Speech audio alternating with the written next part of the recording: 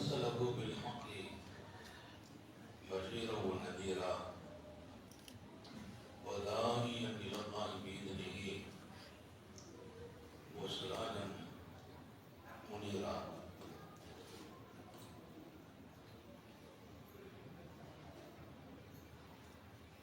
صلى الله على سيدنا محمد وآله الأبرار وأصحابه الأخيار وأزواجه الطيبات الطاهرات. أوصيكم عباد الله وإياي أولا بتقوى الله، أما بعد. أعوذ بالله من الشيطان الرجيم. بسم الله الرحمن الرحيم. الله يجتبي إليه من يشاء ويهدي إليه من ينيب. صدق الله مولانا العظيم. وقال نبي الله سيد البشر محمد رسول الله صلى الله عليه وسلم: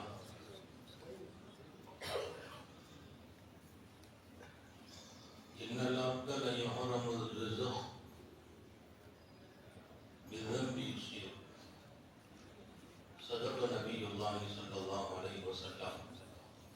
எல்லாம் உள்ள அல்லாஹ்வின் அன்பும் மேலான கருணையும் நமக்கெல்லாம் வந்து சேரட்டுமாக. நமது உயிரினும் மேலான கண்மணி நபிகள் நாயகம் ஸல்லல்லாஹு அலைஹி வஸல்லம் அவர்களின் அன்பையும் ஷஃபாஅத்தையும் பெறுவதற்கு அல்லாஹ் நம் எல்லோருக்கும் தௌஃபீக் செய்வானாக. வல்ல ரஹ்மான் நமக்கும் நம்முடைய பெற்றோர், மனைவி, மக்கள், குடும்பத்தார் யாவருக்கும் உயிருள்ள வரையிலும் உடல் சுகத்தை நசீபாக்கி தருவானாக. மருத்துவமனை கஷ்டம், அதன் சிரமம், செலவுகளில் இருந்து நிரந்தரமான பாதுகாப்பை அல்லாஹ் எல்லோருக்கும் கொடுத்தருள் புரிவானாக. வானம் பூமியினுடைய ஆபத்துகளை விட்டோம், முசீபத்துகளை விட்டோம், கெட்ட முடிவுகளை விட்டோம் நம்மையும் நம் குடும்பத்தையும் பாதுகாத்து அருள் புரிவானாக. அவனுடைய படைப்புகளின் தீங்குகள் அனைத்திலிருந்தும் நம்மையும் நம் சமூகத்தையும் காத்தருள் புரிவானாக. அல்லாஹ்வின் மகத்தான பேரருளால் மிக பரக்கத்தும் பாக்கியமும் நிறைந்த நம்முடைய இந்த ஆன்மீக இஸ்திமா ரப்புல் ஆலமீன் நம்மில் ஒவ்வொருவர்களையும் உயர்வான வாழ்க்கையை அடைவதற்கு, பரிசுத்தமான எண்ணங்களை வளர்ப்பதற்கு, தூய இதயங்களை உண்டாக்குவதற்கு இங்கே கொண்டு சேர்த்திருக்கிறார். இதுதான் நோக்கம் எங்களுடைய ஒவ்வொரு இஸ்திமாவிலே. பரிசுத்தமான எண்ணங்கள், தூய இதயங்கள், வாழ்க்கையில் உயர்வான நிலை, இந்த மூன்றையும் அடிப்படையாக வைத்த ஆன்மீக மாநாடுகளை இங்கே நடத்துவதை அல்லாஹ் நடைமுறைப்படுத்திக் கொண்டிருக்கிறார். சங்கை மிக்கவர்களே, எப்போதுமே இந்த நிலைகளை உண்டாக்குவதில் தான் நம்முடைய எல்லா முயற்சிகளும் இருக்க வேண்டும். எந்த ஒரு வாழ்வாதாரத்திற்கான முயற்சிக்கும் தடையில்லை. வாழ்வை வளர்ப்பதோ, வாழ்வாதாரத்தை வளர்ப்பதோ, அதில் எந்த ஒன்றுக்கும் தடையில்லை. நம்முடைய பிள்ளைகளுக்கு எதிர்காலத்துக்கான திட்டங்களை உண்டாக்குவது, வாழ்க்கையை தேடி வைப்பது, செல்வங்களை கொண்டு சேர்த்து வைப்பது, அதற்கும் தடையில்லை. இதற்கெல்லாம் மேலால் நமது பிள்ளைகளை இந்த சிந்தனை உடையவர்களாக விட்டு செல்வதே நம்முடைய நோக்கம். பிள்ளைங்களுக்கு காசை வச்சுட்டு போக கூடாதுன்னு சொல்லல, காசை வச்சுட்டு போகணும். அவர்களின் வாழ்வாதாரத்திற்கான வழிகளை உண்டாக்கியாக வேண்டும். ஆனால் நோக்கம் என்ன? எத்தகைய பிள்ளைகளை விட்டு செல்ல வேண்டும், அந்த பிள்ளைகள் எப்படிப்பட்டவர்களாக இந்த மண்ணில் வாழ வேண்டும், நாம் விட்டு செல்கிற பிள்ளைகள் நமக்கு பின்னால் எப்படிப்பட்ட வாழ்க்கையை தொடர வேண்டும், அதற்கு முன்மாதிரி நம்ம தான். நம்ம பிள்ளைகளுக்கு முன்மாதிரி நாமே. நம்மில் இல்லாத ஒரு வாழ்க்கையை அவங்கள்ட்ட உண்டாக்க முடியாது. நாம் எடுக்கிற ஒவ்வொன்றுக்கு பின்னாலும் அவர்களின் எதிர்காலம். அல்லாமா இப்னு கஸீர் ஒரு செய்தி எழுதுகிறார். பெரிய வரலாற்றின் ஆய்வாளர்.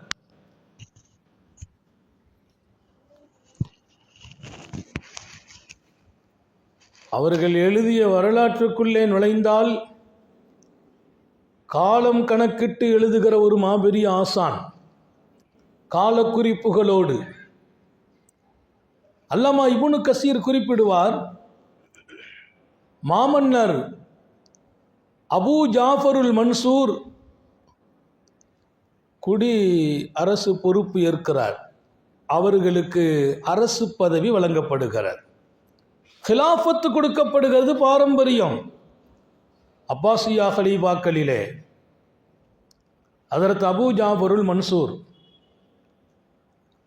பதவி பிரமாணம் செய்யும் அந்த இடம், அந்த வாய்ப்பு அவருக்கு கிடைக்க, அப்போது அங்கே மாபெரும் அறிஞர் அல்லாமா முகாத்தில் இப்னு சுலைமான் அரண்மனை வந்திருக்கிறார்கள். முகாத்தில் இப்னு சுலைமான் வந்திருக்கிறார்கள். அவர்கள் மிகப்பெரிய ஆய்வாளர் மாத்திரமல்ல, திருக்குரானின் விரிவுரையாளர். தஃப்சீர் முகாத்திலே எழுதியிருக்கிறாங்க.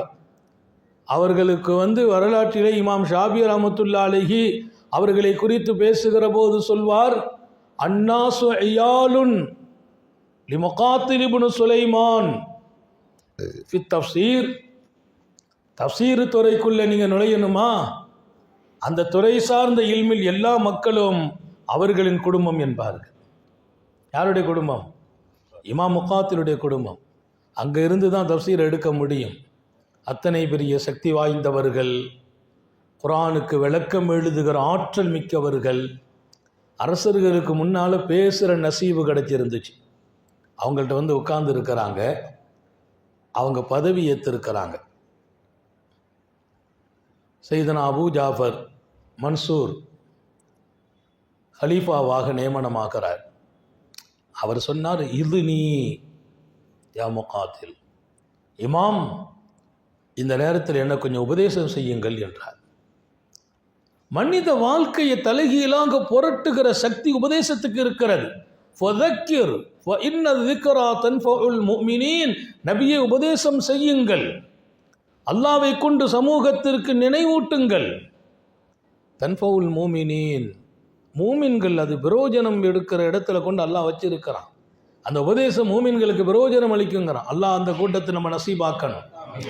கேட்குற விஷயம் கேட்பதோ ரசிப்பதோ அல்ல, அது பிரயோஜனம் கொடுக்கணுங்கிறான் அல்லாஹ். அவங்க சொன்னாங்க, உபதேசம் செய்யுங்கள்னு சொன்ன போது எல்லாருக்குமான செய்தி, எல்லாரும் எடுக்கணும், நம்ம அப்படி வாழணும், அடுத்த தலைமுறைகளை உருவாக்கணும். அவங்க சொன்னாங்க, அல்லாமா முகாத்தில் பிமா ராயித்து அவு மா சமீத்து, நான் பார்த்ததை கொண்டு உபதேசம் செய்வதா அல்லது காதில் கேட்டதை கொண்டு உபதேசம் செய்வதா? பல விஷயங்களை நான் கேட்டிருக்கிறேன் மனித வாழ்க்கையின் உயர்வுக்கு, பல விஷயங்களை பார்த்திருக்கிறேன். பார்த்ததை கொண்டு உபதேசமா, கேட்டதை கொண்டு உபதேசமா? யார் கேட்கிறார்? அல்லாமா முகாத்தில். அவர் பெரிய மனிதர், அபூ ஜாஃபருல் மன்சூர். மாமன்னர் சொன்னார், பிமா ராயித்தா, நீங்கள் பார்த்ததை கொண்டு உபதேசம் செய்யுங்கள். பார்த்தது அதுதான் பெரிய விஷயம். நான் பார்த்தேன், இப்படி ஒரு நிகழ்வு நடந்துச்சு. கேட்பதை விட பார்ப்பது பவர். நீங்கள் எதை பார்த்தீர்களோ அதை கொண்டு உபதேசம் செய்யுங்கள். அவர் சொன்னார்,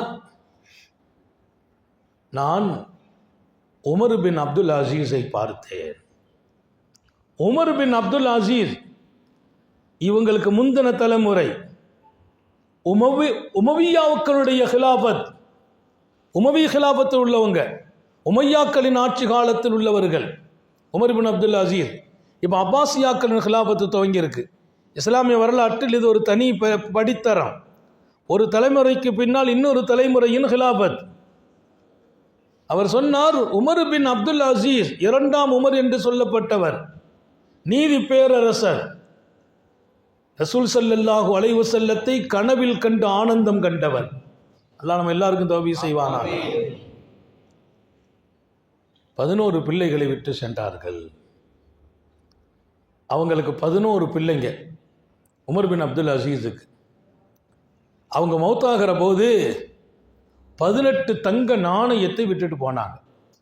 வாரிசு சொத்து எவ்வளோ வச்சுட்டு போகிறாங்க? 18 தங்க நாணயம்.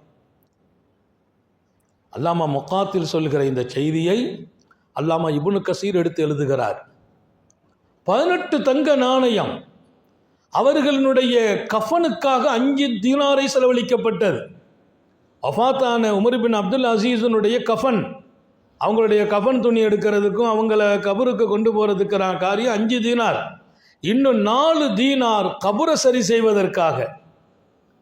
9 தீனார் அவங்கள குளிப்பாட்டி கவனிட இதுக்கு போயிட்டு, இன்னும் 9 தீனார் அவங்க 11 பிள்ளைங்களுக்கு சொத்தாக வந்துச்சு.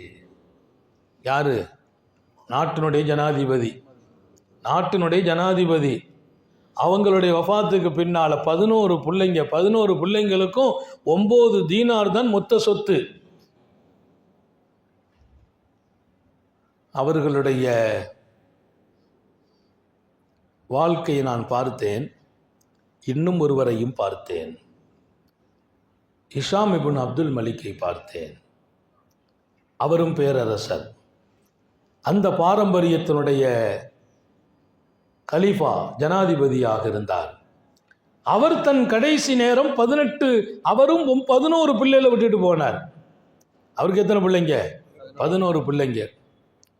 ஒவ்வொரு பிள்ளைங்களுக்கும் மில்லியன் கணக்கில் சொத்தை விட்டுட்டு போனார். ஒவ்வொரு பிள்ளைகளுக்கும் மில்லியன் கணக்கில் சொத்து. 2 பேரும் கலீஃபாக்கள் தான். உமையாக்களுடைய அந்த பாரம்பரியம். உமர் பின் அப்துல் அசீஸ்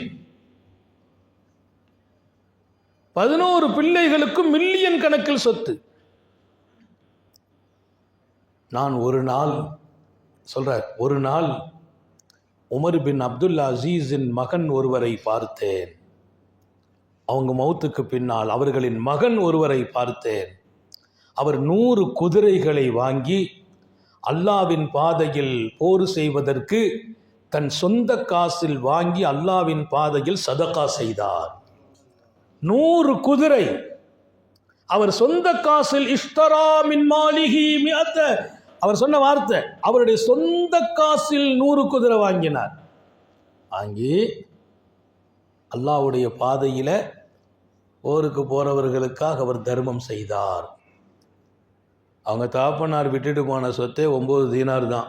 இது 11 பேரும் பங்கு வச்சிருக்காங்க. ஒரு ஆளுக்கு 1 தீனார் கூட கிடையாது. ஆனால் பின்னாலே நான் பார்த்தேன், உமர் பின் அப்துல் அசீஸின் மகன் 100 குதிரையை வாங்கி அல்லாஹ்வுடைய பாதையில் கொடுக்கிற சக்தி இருந்துச்சு. மில்லியன் கணக்கிலே சொத்து வைத்து விட்டு சென்ற ஹிஷாமின் பிள்ளைகளில் ஒருவரை பார்த்தேன். அவர் கடை வீதியில் யாசகம் கேட்டுக்கொண்டு நின்றார். இது எங்கோ ஒரு மூலையில் எழுதப்பட்ட வரலாறு இல்லை. அல்லாமா இப்னு கசீர் எழுதுகிற வரலாறு. அவங்க எழுதுனா அந்த வரலாறு அங்கீகாரம். மாமன்னர் ஹிஷாமின் மகனை பார்த்தேன். அவர் தந்தை மில்லியன் கணக்கில் சொத்துக்களை பிள்ளைகளுக்காக கொடுத்து சென்றார். அவரை நான் பார்த்தேன். அவர் பஜாரிலே கடை வீதியில் நின்று மக்களிடத்தில் கையேந்தி கொண்டு நின்றார். உமர் பின் அப்துல் அசீஸ் ரஹ்மத்துல்லாஹி அலைஹினுடைய மரணப்படுக்கையில் இருந்தபோது அவரை சந்தித்த ஒருவர் கேட்டார், ஒமா தரக்தலி அபுனாய், வாங்க டைம் ஆயிட்டோம், ஒமா தரக்தலி அபுனாய், உங்கள் பிள்ளைங்களுக்கு என்னத்தை வச்சுட்டு போறிய வாப்பான்னு ஒருத்தர் கேட்டார். உமர் பின் அப்துல் அசீஸு மரணப்படுக்கையில் இருக்கிற போது ஒருத்தர் கேட்டாராம், உங்கள் மக்கமார்களுக்கெல்லாம் என்னத்தை விட்டுட்டு போறீங்கன்னு. அவர் சொன்னார், தரக்துலகும் தௌக்குவல்லா, என் பிள்ளைகளுக்கு அல்லாவின் அச்சத்தையும் அவன் தொடர்பையும் கொடுத்து விட்டு போகிறேன். என் பிள்ளைகளுக்கு எதை கொடுத்து விட்டு போகிறேன்? தரக்துலகும் தக்குவல்லா, தரக்துன்னா சொத்தை விட்டுட்டு போகிறது, தரிக்காம்பாங்க அரபியில். தரிக்கான்னா மையத்து போகும்போது என்ன சொத்தை விட்டுட்டு போகிறோம் அந்த சொத்துக்கு பேர் தரிக்கா. அவர் சொன்னார், தரக்து லகும், என் பிள்ளைகளுக்காக நான் விட்டு செல்கிறேன் தக்குவல்லா, அல்லாவின் பேர் அச்சத்தோடு வாழும் வாழ்க்கையை, அவன் தொடர்போடு இருக்கும் நசீபை விட்டுட்டு போகிறேன். யகூனு சாலிஹீன் ஒஹுவயத்தவல்ல சாலிஹீன். குர்ஆனுடைய ஆயத்தோடு நிஸ்பத் பண்ணுறார், இணைக்கிறார். யகூனு சாலிஹீன் ஒஹுவயத்தவல்ல சாலிஹீன், என் பிள்ளை என்னுடைய மக்கள் அல்லாஹ்வுடைய நினைவில் சீதேவிகளாக பாக்கியமுடையவர்களாக நல்லவர்களாக வாழ்ந்தால் அல்லாஹ் குர்ஆனில் வாக்களித்தான், நல்லவர்கள் விஷயத்திலெல்லாம் நீங்கள் கவலைப்பட வேண்டாம், அவங்க பொறுப்பு என்னை சார்ந்தது. ஒஹுவயத்தவல்ல சாலிஹீன், நல்லவர்களுக்கு நான் பொறுப்பு என்று அல்லாஹ் சொன்னான். என் பிள்ளைங்களை நான் நல்லவர்களாக வாழ்வதற்கு இறை அச்சத்தை கொடுத்துட்டு போகிறேன் என்றார் உமர் பின் அப்துல் அசீஸ். அப்படி சொல்லிட்டு தான் மௌத்தா போனாங்க. அவங்க சாலிஹீங்களுக்கு அல்லாஹ் பொறுப்புன்னு சொன்னானே, நான் பார்த்தேன் ஒரு தனிநபர் எந்த சொத்தும் இல்லாமல் பின்னால அல்லாஹ்வுடைய பாதையில் 100 குதிரை கொடுக்குற அளவுக்கு நசீப் இருந்துச்சு. சொல்லிட்டு எழுதுகிறார், சங்கை மிக்கவர்களே, இந்த உலகத்திலே நான் வாழ்கிற போது என் அடுத்த தலைமுறை நல்லா இருக்கணும், என் பிள்ளைங்களுக்கு சொத்தை கொடுக்கணும், வீட்டை கொடுக்கணும், வாசலை கொடுக்கணுங்கிற எண்ணம் தவறானதல்ல, அது ஒன்றும் மறுக்கப்படுறதல்ல, அது ரொம்ப அவசியம். அதை விடவும் ரொம்ப அவசியம் என் பிள்ளைகளை சாலிஹீங்களாக விட்டுட்டு போகணும். என் பிள்ளைகளை சாலிஹீங்களாக விட்டுட்டு போகணும். கொஞ்சம் சொத்து கம்மியா இருந்தாலும் அவர்கள் சாலிஹீங்களா, அவர்களை அல்லாஹ்வே பொறுப்பெடுத்துக் கொள்வான். ஹிஷாம் அந்த பிள்ளைகளை சொத்தை கொடுத்துட்டு போனார். ஹஜ்ரத் உமர் பின் அப்துல் அசீஸ் அல்லாஹ்வையே கொடுத்துட்டு போனார். இவர் சொத்தை கொடுத்துட்டு போனார், ரோட்டில் கையேந்துகிறார். இவர்கள் அல்லாஹ்வை கொடுத்து விட்டு போகிறார்கள். அல்லாஹ்வின் பாதைக்கு 1000 தன் சொத்தை செலவழிக்கிறார். இதுதான் இன்றைக்கு நம்முடைய நோக்கம். நோக்கத்தை நாம் புரிந்தால் வாழ்க்கை வெளிச்சமாகும், தேடுதல் அழகாகும், எண்ணங்கள் சீராகும், உள்ளங்கள் சரியாகும். இன்னைக்கு எல்லாமே குழப்பம், தடுமாற்றமான வாழ்க்கை. நம்ம என்ன ஆகுவோமோ, வருங்காலம் என்ன ஆகுமோ, நம்ம பிள்ளைங்க என்ன ஆகுவாங்களோ, இப்படி ஒரு நஷ்டமான வாழ்க்கையில் இருக்கிறோமே, பொருளாதாரத்தில் வீழ்ச்சி அடைகிறோமே, தொழில்துறை மட்டமாக போயிட்டே இருக்குது, மாதம் இவ்வளோதான வருமானம், நம்ம ஃபியூச்சர் என்ன ஆகும்? ஏன் நாளுக்கு நாள் உங்கள் தரத்தை அல்லாஹ்வோடு குறைத்து கொண்டே போகிறீர்கள்? ஏன் குறைத்து கொண்டே போகிறீர்கள்? அப்படி உங்கள் பெற்றோர்கள் நினைத்திருந்தால் இன்றைக்கு நீங்கள் எப்படி ஆளானீர்கள்? எப்படி ஆளானீர்கள்? அவன் வளர்த்து கொண்டே இருப்பான், அவனுடைய சுன்னத் அது. வாழ வைத்துக் கொண்டே இருப்பான், ரப்பு கொடுத்து கொண்டே இருப்பான். நம்ம தான் அப்பப்போ மனசில் எண்ணங்களை சரியாக்காமல் உள்ளங்கள் அப்பப்போ அப்படி ஒரு மாதிரியான எண்ணங்களை நோக்கி பயணிப்பதிலே ரொம்ப பெரிய மன உளைச்சலை அடைகிறோமே தவிர அல்லாஹுவோடு நமக்கு ஒரு அழகிய நிலை உண்டாகிவிடுமையானால் மன நிம்மதியே வாழ்க்கையாக மாறும். மன நிம்மதியே வாழ்க்கை. எனவே மிகச்சிறந்த அடுத்த காலத்தை நாம் உருவாக்குகிற மிக உயர்வான ஹிதுமத்து தான், மிக உயர்வான சிறப்பான அம்சம்தான் இந்த மஜ்லிஸுகள். இதில் நாம் நம்மை அழகுபடுத்த பெரியார்களுடைய தொடர்பில் இருக்கிறதுடைய பரக்கத்து என்னன்னா, நம்ம வாழ்க்கை அவ்வப்போது கொஞ்சம் கொஞ்சம் மனசு மாறும்போது அந்த பெரியார்களுடைய தொடர்பு நம்மை மாற விடாமல் அல்லாஹ்வோடு தரிப்படுத்திக்கிட்டே இருக்கும். அவனோடு நம்முடைய எண்ணங்களை சீராக்கி கொண்டு சரியாக்கி கொண்டு நமக்கு ஒரு உயர் நிலையை கொடுக்கும். ஆனால் நாம் அதற்கான தகுதிகளை வாழ்க்கையில் எந்த காலத்திலும் குறைச்சிடக்கூடாது. இந்த மாதிரி மஜ்லிஸுகளை விட்டும் தூரமாகிடக்கூடாது. பொதுவாக எங்களுடைய இஸ்திமாக்களுடைய நோக்கம் எல்லாம் வந்துட்டு போகிறவங்க ரப்பே உன்னுடைய நெருக்கத்தோடு இங்கிருந்து விடை பெறணும். அல்லாஹ் எடுத்துகிட்டு போகணும், அவனை சுமந்துட்டு போகணும், அவன் சிந்தனை வளர்த்துக்கிட்டு போகணும். அவன் ரொம்ப விசாலமானவன் என்று நம்புங்கள், அவன் கொடுத்தவன் என்று நம்புங்கள், கொடுக்கிறான் என்று நம்புங்கள், கைவிடவே மாட்டான் என்று நம்புங்கள்.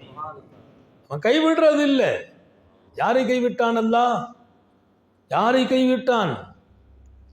வரலாறு நெடுகிலும் நான் கவலைப்படுவதும் கைசேதப்படுவதும் ஒன்று இருந்தா அது எதுவாக இருக்க வேண்டும்? அப்துல்லா இப்னு மசூத் இடத்திலே வந்து ஒருத்தர் கேட்டார், அல் நதீம் தாலா ஷை, வாழ்க்கையில் எப்போதாவது நீங்கள் கைசேதப்பட்டிருக்கிறீங்களான்னு கேட்டாங்க அப்துல்லா இப்னு மசூத்கிட்ட. ஒரு மனுஷன் கவலைப்படுகிறான், கைசேதப்படுகிறான்னா எதில் கவலைப்படணும், எதில் கைசேதப்படணும்? நான் என்ன ஆயிடுவேனோ, வருங்காலம் என்ன ஆகுமோ, இதே நிலைமையில பொருளாதாரம் போனா நம்ம கதை என்ன ஆகும், இதான் கவலை, இதான் கை சேதம். இப்னு மஸ்ஊத் இடத்திலே ஒருவர் கேட்கிறார். அவர் யார்? சாஹிபு ரசூலில்லாஹ், ரசூல் ஸல்லல்லாஹு அலைஹி வஸல்லத்தின் மாபெரிய தோழமையுடையவர்கள், நெருக்கமுடையவர்கள். கூடயே இருப்பாங்க, பயணத்தில் இருப்பாங்க, ஹதர்ல இருப்பாங்க. சஃபர் வல் ஹதர், ஊரில் இருக்கிற காலம், பிரயாணங்களின் காலம், அப்படி நபியை முழுமையாக எடுத்துக்கொண்டவர்கள் அப்துல்லா இப்னு மஸ்ஊத். ஹல் நதிம்து அலா ஷை, ஏதாவது வாழ்க்கையில் நடந்த காலத்தில், கடந்த காலத்தில் நடந்த நிகழ்வுகளில் நீங்கள் கவலைப்பட்டு கை செய்தப்பட்டது உண்டானா? மா நதிம்து அலா ஷை, நாங்களா எதை நினைச்சு நான் கவலைப்பட்டதும் இல்லை, கை செய்தப்பட்டதும் இல்லை. அல்லாஹ் எல்லாருக்கும் தௌஃபீக் செய்வானா. நதுமி அலா யௌம், ஒரு நாளை நினைத்து கை செய்தப்பட்டேன். நம்ம எதை நினைச்சு கவலைப்படணும், எதை நினைச்சு கை சேதப்படணும்? எதை நினைத்துமா நதிம்து அலா ஷை, எதை நினைத்தும் கவலைப்படவில்லை, கை சேதப்படவில்லை. நதுமி அலா ஷை, ஒரு விஷயத்தை நினைத்து நான் கவலைப்படுகிறேன், கை சேதப்படுகிறேன். ஒரு நாளை நினைத்து, நதுமி அலா யௌம், ஒரு நாளை நினைத்து கவலைப்படுறேன். எந்த நாள்? கலிபத்து ஷம்சுஹு, நான் சொன்ன வார்த்தை, அன்றைய நாளில் சூரியன் மறைந்தது. கொஞ்சம் நல்லா கவனிங்க. அந்த நாள் சூரியன் ஒரு நாள் காலையில் ஆரம்பிச்சிச்சுன்னா ஒரு சூரியன் உதிக்கும், மறைஞ்சிச்சுன்னா அந்த நாள் முடிஞ்சிச்சுன்னு அர்த்தம். அந்த நாள் எது மறைந்தது? சூரியன் மறைந்தது. நக்கசமின் அஜலி வலம் யஸ்துது அமலி, என் வாழ்நாள் ஒரு நாள் அப்போது குறைந்தது. அன்றைய நாள் சூரியன் மறையும் போது எனக்கு எழுதப்பட்ட ஆயுள் காலம் ஒரு நாள் குறைந்து விட்டது. வலம் யஸ்துது அமலி, ஆனால் ஒரு நாள் குறைந்து விட்டது, எந்த ஒரு அமலும் அதிகமாகாமல் போய்விட்டது. அன்னைக்கு எந்த ஒரு நல்ல அமலும் இல்லை, நல்லமல் இல்லாமல் அந்த நாள் முடிந்தது. என் ஆயுளில் ஒரு நாளை அந்த நாள் குறைத்து விட்டதே, அந்த நாளை நினைத்து கை சேதப்படுகிறேன். ஒரு நாள் போச்சு, இன்னைக்கு முடிஞ்சிச்சு வைங்களேன், என் லைஃப்பில் ஒரு நாள் முடிஞ்சிச்சுன்னா தானே. காலண்டரில் ஒரு தேதியை நான் கிழிக்கிறேன் என்றால் என் ஹயாத்தில் ஒரு நாளை முடிக்கிறேன்னு அர்த்தம். என் ஹயாத்தில் ஒரு நாள் முடிஞ்சு போச்சு. இன்னைக்கு 26 முடிகிறதா, என் லைஃப் ஒரு நாள் முடிஞ்சிச்சு. அவங்க சொல்றாங்க ஒரு நாள் முடிந்தது. நக்கசமின் அஜலி, என் ஆயுள் ஒரு நாள் குறைந்து விட்டது. ஒலம் தஸ்துத் அமலி, ஆனால் அந்த நாள் எப்படி குறைந்தது? ஆயுளை மட்டும் குறைச்சிக்கிட்டு எந்த ஒரு நல்ல அமலையும் அல்லாட்ட கொண்டு கேட்கிற அளவுக்கு சொல்ற அளவுக்கு இல்லாமல் ஆகி போனது. அமல் இல்லாமல் ஆயுள் குறைந்த நாளை நினைத்து கை சேதப்படுகிறேன், கவலைப்படுகிறேன். வேற எந்த ஒன்றை நினைத்தும் என் வாழ்க்கையில் கவலைப்பட்டதில்லை. நான் கவலைப்படுறான் தான், அதை பற்றி கவலைப்படணும். எத்தனை நாள் வீணாக கழிந்தது, எத்தனை நாள் அவனை மறந்து கழிந்தது, எத்தனை நாள் அவனுக்கு நன்றி சொல்லாமல் கழிந்தது, எத்தனை நாள் இபாதத்து விடப்பட்டு கழிந்தது, எத்தனை நாள் பாவத்தில் கழிந்தது. கழிந்தது அது. என் ஆயுள் சுருங்கியது, அந்த நாள் என்னை விட்டு போய்விட்டது, எந்த பிரயோஜனம் இல்லாமல் போனது என்பதை தாண்டி என் மீது 1000 பாவ சுமைகளை இறக்கி வைத்து விட்டு போயிருக்கிறது. அதுதான் நான் கவலைப்பட வேண்டிய காலம் என்றார்கள் ஹஜ்ரத் சையதுனா அப்துல்லா இப்னு மஸ்ஊத் ரலியல்லாஹு அன்ஹு. அதனால் அன்பர்களே, வாழ்க்கை என்பது அவன் நமக்கு கொடுத்திருக்கிறான். உணர்வுகளை அவன் பக்கம் திருப்புங்கள். அவனுக்காக வாழ்கிற ஒரு வாழ்க்கையை உண்டாக்குவோம். அவன் சிந்தனையில் நிலைத்திருப்பதற்கான ஒரு நிலையை, அவன் விரும்பும் இடத்தில் நின்று வாழ்வதில் நமக்கு ஒரு பெருமை இருக்கணும். வேற எதுல பெருமை? எதை நினைச்சும் பெருமை இல்லை. இன்ஷா அல்லாஹ் இந்த நிகழ்ச்சி முடிஞ்சு முறையாக ஒரு 5-10 நிமிஷம் உங்களுக்கு உது செய்ய டைம் கொடுத்து ஜமாத்து நடக்கும். நிர்வாகத்தினுடைய ஒரு அனுமதியோடு ஒரு சில நிமிடங்கள் முன்பின் ஆகி ஜமாத்துங்க நடக்கும். அதனால் உதுவுக்கான டைம் கொடுத்துருவோம். இந்த நிகழ்ச்சி முடிஞ்ச உடனேயே இங்கே பையத்து நடந்துடும். ஆண்களுக்கான பையத்துங்கிறது வேற ஒன்றும் இல்லை, நம்மை சரி செய்வது, எண்ணங்களை சரி செய்வது. சாலிஹீங்களுடைய இந்த அழகிய தொடர்பால் அல்லாவே கிடைத்து விடுவான். நம்ம எண்ணங்கள் வாழ்க்கையை அழகாக கொண்டு போகிறதுக்கான ஒரு நிலை. அல்லாஹ் அது இங்கே இப்போ முடிஞ்ச உடனே நடந்துடும். அதுக்கு பின்னாலே தொழுகை. இங்கே உங்களுடைய கவனத்தில் இடுங்கள். நான் எதை கொண்டு பெருமைப்பட வேண்டும்? எனக்கு ஏற்பட்டு இருக்கிற அல்லாஹ்வின் நெருக்கத்தான் நான் பெருமை அடையணும். ஆனந்தம் அடையணும். அதை விட வேறொன்றும் இல்லை. என் சிந்தனையும் அவன் நெருக்கம் கிடைக்கணும்னு இருக்கணும்.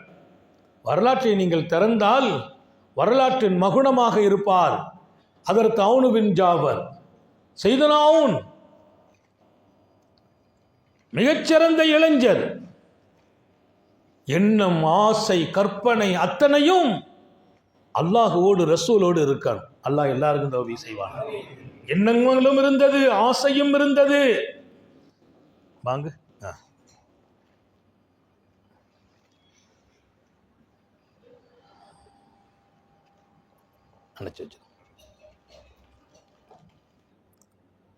செய்தனா அவுன் ரலியல்லாஹு அன்ஹு சின்னம் சிறிய வயதிலிருந்தே அவர்களுடைய எண்ணம், நான் அல்லாஹுவை மகிழ்விக்க வேண்டும், ரசூலின் இன்பத்தில் தொடர்பில் இருக்கணும். அந்த எண்ணம் வளரும் காலத்திலேயே உருவாகுது. நம்ம பிள்ளைங்களுக்கு அப்படியான எண்ணங்களை நான் உருவாக்குவதற்கு நான் வாழ வேண்டுமா இல்லையா? இன்பம் மகிழ்ச்சிங்கிறது எனக்கு அல்லாஹ்வோடு ஒரு தொடர்பு கிடைக்கணும்னு இருந்தது. அவன் நெருக்கத்தில் நான் இருக்க வேண்டும் என்று இருந்தது. அல்லாஹ் அவங்களுக்கு கொடுத்த கிஃப்ட் என்ன தெரியுமா? மக்கா தான் அவங்க சொந்த ஊர், தாய்க்கும் தந்தைக்கும். அஸ்மா பின் உமைஸின் மகன் அவர். அன்னை அஸ்மா பின் உமைஸ் வரலாற்றில் தனிப்பெரும் இடம். நபி பெருமானார் ஸல்லல்லாஹு அலைஹி வஸல்லம் அவர்களால் பாராட்டப்பட்ட பெண்களில் அஸ்மா பின் உமைஸ். அவரின் அன்பு தகப்பன் சையதுனா ஜாபர். இவங்க மக்காவிலே பிறந்தவர்கள். ஆனால் அவர்களின் அன்பு மகன் அவுன் ரலியல்லாஹு அன்ஹு அபிஷீனியாவிலே பிறக்கிறார். எங்கே கிடக்கிறது அபிஷீனியா? 100,000 மைலுக்கு அப்பால் ஈமானை பாதுகாப்பதற்கு, அல்லாஹுவோடு ரசூலோடு தங்கள் தொடர்பை கியாமத் வரைக்கும் தக்க வைப்பதற்கு அந்த ஜோடி அஸ்மா ரலியல்லாஹு அன்ஹா அவர்களும் அண்ணல் ஜாபரும் ஆரம்பமாக தோழர்களோடு பெருமானார் அவர்கள் அபிஷீனியாவை நோக்கி ஹிஜரத்தாக்கி வைத்தபோது அந்த ஹிஜரத்தில் புறப்பட்ட அந்த தம்பதியர்கள் அபிஷீனியாவில் வைத்து அவரை பெற்றெடுக்கிறார்கள். ஹிஜரத்தின் மண்ணில் பிறக்கிறார் அவுன் ரலியல்லாஹு அன்ஹு. அங்கே பிறந்து முகவரி தெரியாத உலகம். அவர் விளையாடுகிற இடம் முகவரி தெரியாத இடம். அந்த மண்ணுக்கும் இவருடைய மண்ணுக்கும் சம்பந்தம் இல்லை. அங்கே வாழும் மக்களின் நிலை வேறு, அவர் பெற்றோர்கள் வாழ்ந்த மக்களின் நிலை வேறு. அங்கே வளருகிறார். அந்த உணர்வை, ஹிஜரத்தின் உணர்வில் அவர் பிறந்ததால் வளர்ந்ததால் ஈமானிலே இன்பம், இஷ்க் இருந்தது.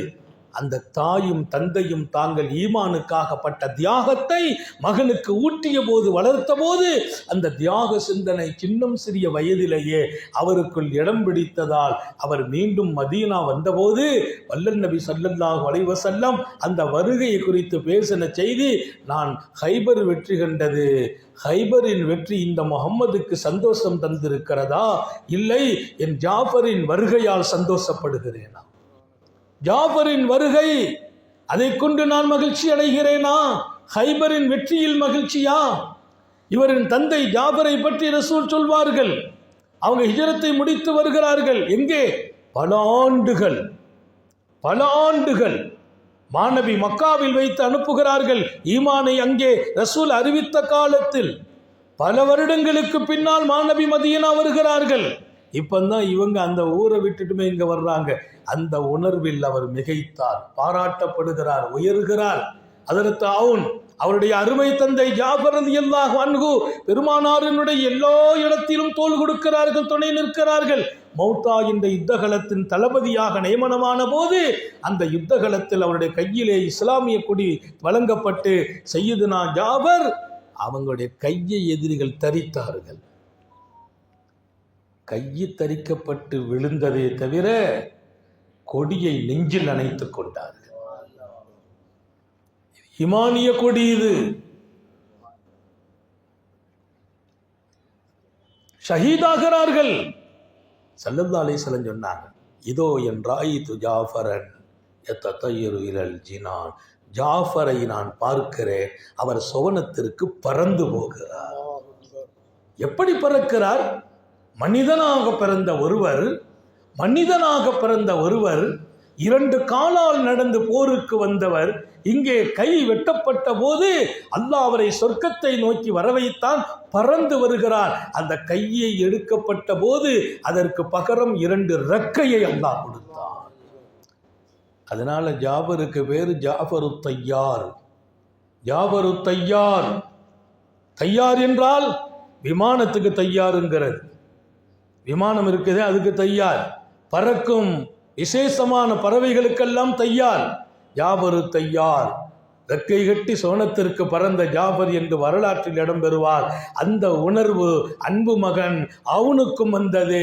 ஈமானுக்காக போராடுகிறார், களம் காணுகிறார். சித்தியக் நாயகத்தின் காலத்திலும் களம் கண்டார். உமர் இப்னு ஹத்தாபின் காலம் இதே அவன் தன் தாயை மகிழ்ச்சி படுத்துகிறார். அல்லாவையும் ரசூலையும் திருப்திப்படுத்துவது மாத்திரம் இலக்காக கொண்டார். அவரை சுற்றி இருக்கிற இளைஞர்களுக்கெல்லாம் இந்த பாடத்தை சொல்வார். நான் அபிஷினியாவில் பிறந்தேன், நான் பிறந்த இடமோ அபிஷினியா, என் தாய் தந்தை வாழ்ந்த இடமோ மக்கா, இப்போது நான் வாழ்கிற இடமோ மதீனா. மக்காவில் வாழ்ந்தோம், ஈமானுக்காக அபிஷினியா சென்றோம், ஈமானின் ஒளியை சுமக்க மதீனா வந்தோம். அவ்வளவு பெருமை உண்டு அவருக்கு, அவ்வளவு ஆனந்தம் உண்டு செய்தனா அவனுக்கு. உமர் இப்னு ஹத்தாபின் காலம் ரோம் சாம்ராஜ்யத்தை எதிர்த்து நடைபெற்ற யுத்தம். அவர் அன்றைக்கு குளித்தார், நற்பூசி நறுமணம் பூசினார், ஆடை அணிந்து கொண்டார், போர்க்கள வீரராக தன்னை முகவரிப்படுத்துகிறார். ஒரு வாலிபர், சின்ன வயசு, ஞாபகம் வச்சுக்கங்க. அவர் பிறக்கிறது அபிஷீனியாவில். அப்படின்னா ஹிஜ்ரத்துக்கு பின்னால தான் அவர் ரசூலுல்லாவுக்கு நபித்துவம் வந்த பின்னால தான் பிறக்கிறார். உமர் இப்னு ஹத்தாபின் ஆட்சி காலம், ரோம் சாம்ராஜ்யத்தை எதிர்த்து நடைபெற்ற யுத்தம். அந்த யுத்த காலத்தில் அவர் அன்றைக்கு ஆடை அணிந்தார், நறுமணம் பூசினார். அவர் சொன்னார், என் தந்தை போன பாதை எனக்கு தெரிகிறது என்றார். அந்த களம் கண்டார். நூற்றுக்கணக்கான இளைஞர்களின் இதய துடிப்பில் அல்லாவோடு ரசூலோடு உள்ள இன்பத்தை கற்றுக் கொடுக்கிறார், புகட்டுகிறார். அங்கே அந்த களத்தில் தன் தந்தை எப்படி போராடினார்களோ அப்படி போராடி ஈமானை பலம் சேர்த்து ரசூலையும் அல்லாவையும் மகிழ்வித்து அங்கே வீழ்த்தப்படுகிறார், ஷஹீதாகிறார். அவருக்கு என்ன பெருமை தெரியுமா? ஷஹீத் பின் ஷஹீத், ஷஹீதின் மகன் ஷஹீத். தந்தையும் ஷஹீத், அல்லாவின் பாதையில் இன்னுயிர் நீத்தியவர் மகனும். ஒரு பாரம்பரியம் அழகாக உருவாக்க வேண்டும் என்றால் அதற்கு நாம் தான் வகை. நம்ம பிள்ளைங்களை எதிர்காலத்தை அழகாக்கணும்னா நாம வாழ்ந்து காட்ட வேண்டும். அஸ்மாவின் பாரம்பரியம் என்றால் அவன் அங்கே வருகிறார், ஜாஃபரின் பாரம்பரியம் என்றால் அவன் அங்கே வருகிறார். எப்படி அந்த 2 பேரும் எப்படி ஈமானை பாதுகாக்க நாட்டையும் வீட்டையும் கொஞ்சம் தியாகம் செய்து அபிஷீனியாவிற்கு போனார்களோ அங்கே பிறக்கிறார். அந்த உணர்வோடு தன் இறுதி மூச்சு வரைக்கும் வாழ்கிறார். அதனால இங்கே நோக்கமெல்லாம் நமது உள்ளங்கள் சரியாகணும், எண்ணங்கள் சரியாகணும், அல்லாஹ்வுக்காக ரசூலுக்காக ஒரு அர்ப்பணிப்பு குணம் உருவாகணும், பாவங்களை விட்டும் தூரமாகணும், தீமைகள் மீது வெறுப்பு வரணும், ஆபாசங்கள் மீது வெறுப்பு வரணும், தீய சிந்தனைகளை வெறுக்கணும். இன்றைக்கு பிள்ளைங்க, இளைஞர்கள், சிறுவர்கள் நிறைய பேர் எதற்கெல்லாமோ அடிமைப்பட்டு கிடக்கிறார்கள். அவர்களை மீட்டெடுக்க வேண்டும். போதையிலிருந்து மீட்டு எடுக்கணும், காமங்களிலிருந்து மீட்டு எடுக்கணும், எல்லாவற்றுக்கும் மேலால் ஒரு மொபைலில் அழிந்து போவதிலிருந்து மீட்டெடுக்க வேண்டும். இங்க எல்லாமோ ஒருவர் கெட்டு போகணும்னா வேற ஒன்றும் வேண்டியது இல்லை, ஒரு மொபைலை கையில் கொடுத்தா போதும். இந்த நிலைகளை எல்லாம் மாற்றி உயர்ந்த சிந்தனையை ஒவ்வொரு இதயத்திலையும் நாம சுமந்து நமது அடுத்த தலைமுறைகளை உருவாக்க வேண்டும். அல்லாஹுவின் நினைவும் ரசூலின் தொடர்பும் தான் நம்மை ஈடேற்றமாக்கும், நிம்மதியாக்கும், இன்னும் சொல்வேன் சஞ்சலமில்லாத வாழ்க்கையை தரும். அல்லாஹ் அதற்கு நம்மை தேர்ந்தெடுப்பானாக. இங்கிருந்து அப்பதுப்பட்ட சொத்தை தான் நம்ம எடுத்துட்டு போகணும். அந்த சொத்தை நமது வீட்டில் கொடுப்போம், பிள்ளைகளுக்கு கொடுப்போம். நல்லவர்களே இந்த மண்ணில் நடமாட தௌபீக்கையும் அல்லாஹ் தந்தருள் புரிவான். சோதனைகளிலிருந்து, கெட்ட முடிவுகளிலிருந்து பாதுகாப்பானாக. நீண்ட நெடிய நாட்கள் நோய் நொடிகள் இல்லாமல் உடல் ஆரோக்கியத்தோடு மனநிறைவோடு இன்பத்தோடு அல்லாஹுவை நின்று வணங்கி வழிபட்டு வாழும் நசீபையும் பாக்கியத்தையும் எல்லாம் அல்ல அல்லாஹ் உங்களுக்கும் எனக்கும் நம்மை ஈன்றெடுத்த தாய் தந்தையர்களுக்கும் நமது மனைவி மக்கள் உற்றார் உறவினர் யாவருக்கும் கொடுத்தருள் புரிவானாக. நமது உயிரினும் மேலான கண்மணி காத்தமுன் நபியேன் சர்க்காரை ஆலம் சுந்தர நபிகள் ஸல்லல்லாஹு அலைஹி வஸல்லம் அவர்களை கனவிலும் நனவிலும் கண்டுகளிக்கும் பெரும் பாக்கியத்தை அல்லாஹ் நம் எல்லோருக்கும் கொடுத்தருள் புரிவானாக என்ற நல்ல துஆக்களோடு உங்கள் எல்லோருடைய துஆவை ஆதரவைத்து, குறிப்பாக நம்முடைய இந்த பள்ளிவாசலுடைய நிர்வாகிகள், தலைவர், செயலாளர், பொருளாளர், இங்குள்ள நிர்வாக மெம்பர்ஸுகள், இந்த மக்கள் எல்லோருக்கும் ரொம்ப துஆ செய்கிறோம். இப்படிப்பட்ட பரக்கத்து நிறைந்த ஒரு இஸ்திமா உங்கள் எல்லாருடைய ஒத்துழைப்பை கொண்டு, குறிப்பாக இந்த பகுதியினுடைய உலமாக்களின் ஒத்துழைப்பு, அல்லாஹ் உங்களுக்கெல்லாம் சிறந்த பகரம் தருவானாக. இந்த பரக்கத்தை உங்கள் வீட்டிலும் அல்லாஹ் நின்று இருக்க செய்வானாக.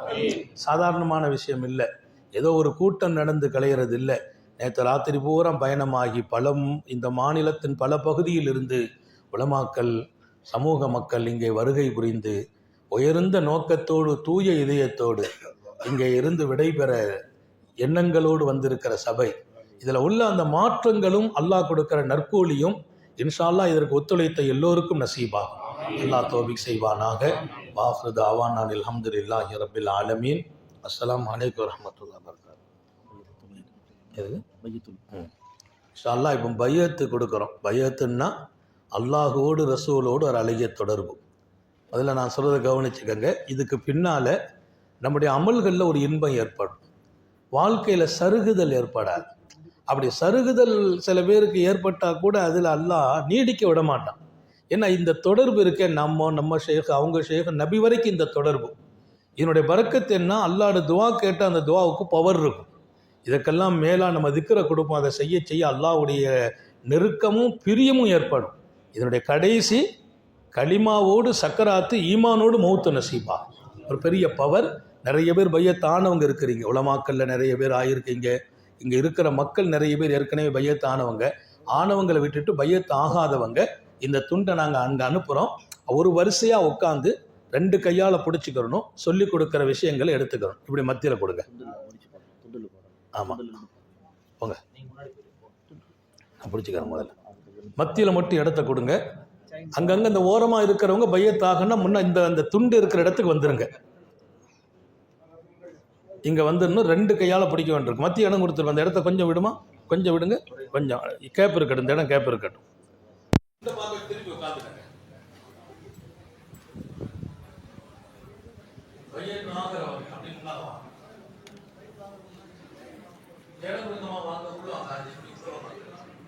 வாங்குறவங்க உள்ள பிடிக்கிற மாதிரி